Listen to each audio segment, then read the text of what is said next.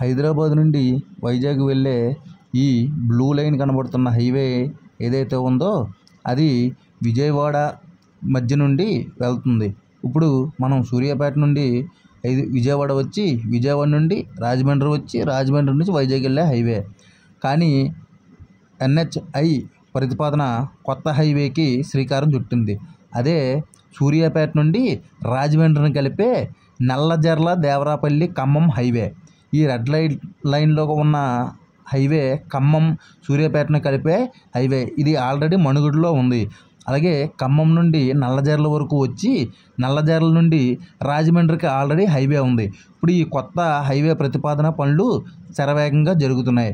దీనివల్ల మనకి వైజాగ్ నుండి హైదరాబాద్ నుండి వైజాగ్ వెళ్ళే దూరం 65 నుండి 70 కిలోమీటర్ల మధ్య తగ్గే అవకాశం, దాంతోపాటు 1.5 నుంచి 2 గంటలు సమయం మనకి